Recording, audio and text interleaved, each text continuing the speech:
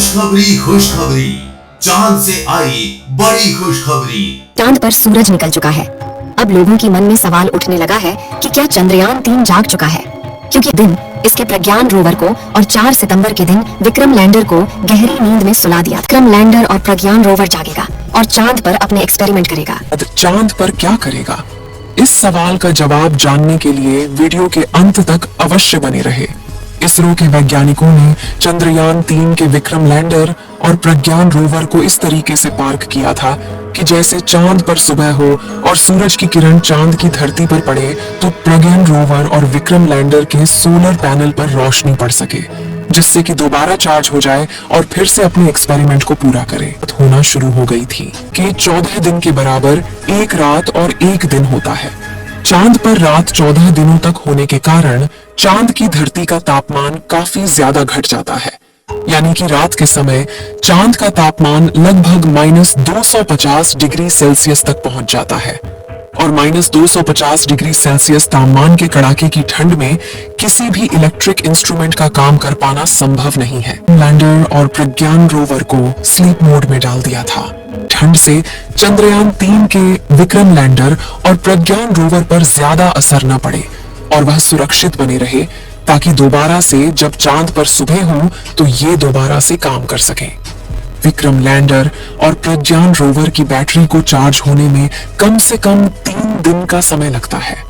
आप सोच रहे होंगे कि 22 सितंबर के दिन चांद पर सूरज उगा है तो लगभग 25 सितंबर तक उसकी बैटरी फुल चार्ज हो जाएगी और उसके बाद ही यह अपनी गहरी नींद से जागेंगे।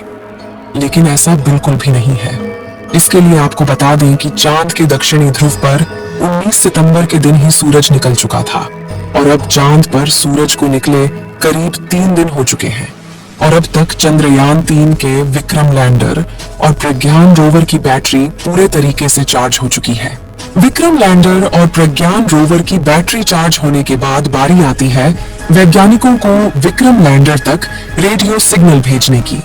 विक्रम लैंडर को स्लीप मोड में डालने से पहले इसरो के वैज्ञानिकों ने पहले प्रज्ञान रोवर को स्लीप मोड में डाले चंद्रयान 2 के ऑर्बिटर को सिग्नल भेजते हैं। उसके बाद ऑर्बिटर धरती से सिग्नल को रिसीव करके विक्रम लैंडर के पास भेजता है। ऐसे में विक्रम लैंडर को पहले बंद नहीं किया जा सकता था, इसलिए प्रज्ञान रोवर को स्लीप मोड में डालने के बाद विक्रम लैंडर के सारे आउटपुट सिग्नल को बंद कर दिया गया था, लेकिन उसके रिसीवर को चालू रखा गया था, जिससे जब चांद पर सुबह हो और उसकी बैटरी पूरी तरीके से चार्ज हो जाए तो जब वैज्ञानिकों के द्वारा रेडियो सिग्नल भेजा जाए, उसके बाद धरती से भेजे गए रेडियो सिग्नल को रिसीव करके जाग जाए और उसके बाद प्रज्ञान रोवर को भी जगा दे। चंद्रयान 3 चांद पर ढेर सारे तत्वों की खोज तो कर ली थी, जिसमें oxygen, sulphur, manganese, titanium, chlorine और आयरन जैसे अन्य तत्व शामिल थे।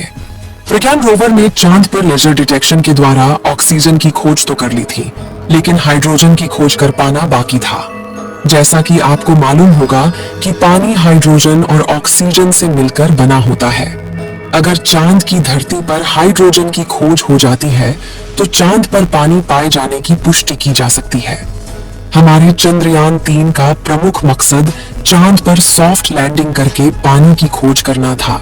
आज के दिन वैज्ञानिकों के द्वारा विक्रम लैंडर के पास रेडियो सिग्नल को भेजा जाएगा, क्योंकि अब चंद्रयान 3 के विक्रम लैंडर की बैटरी पूरी तरह से चार्ज हो चुकी है और चांद पर सूरज को निकले लगभग 3 दिन हो चुके हैं।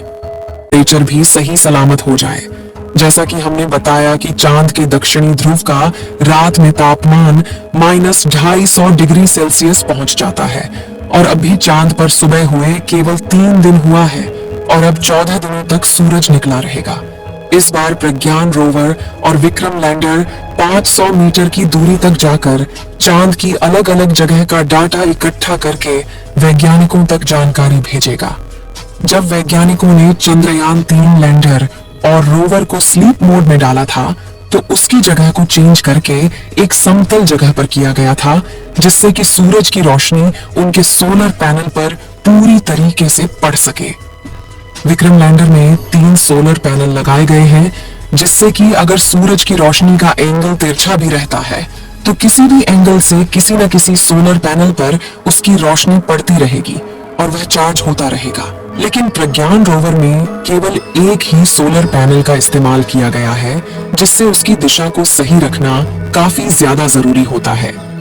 जब प्रज्ञान रोवर एक्सपेरिमेंट करता है तो इसका विशेष ध्यान रखा जाता है कि जिस एंगल से सूरज की रोशनी आ रही हो, प्रज्ञान रोवर का सोलर पैनल उसी एंगल में सूरज की दिशा में रहे, जिससे कि लगातार उसकी बैटरी चार्ज होती रहे।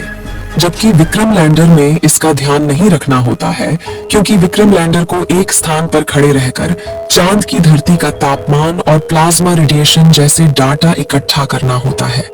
अब आप सोच रहे होंगे कि जब उनकी बैटरी पूरी तरह से चार्ज हो चुकी है तो उन्हें अब जाग जाना चाहिए, लेकिन अभी तक वह चंद्रयान 3 क्यों नहीं जागा है? इसके लिए आपको बता दें कि आज के दिन हो रहा है। तक वैज्ञानिकों के द्वारा चंद्रयान 3 से संबंधित कोई भी जानकारी नहीं दी जाती है, तब तक हमें सही जानकारी मालूम नहीं चलेगी कि हमारे चंद्रयान 3 का विक्रम लैंडर अभी भी सही सलामत बचा हुआ है या फिर चांद पर कड़ाके की ठंड में नष्ट हो चुका है।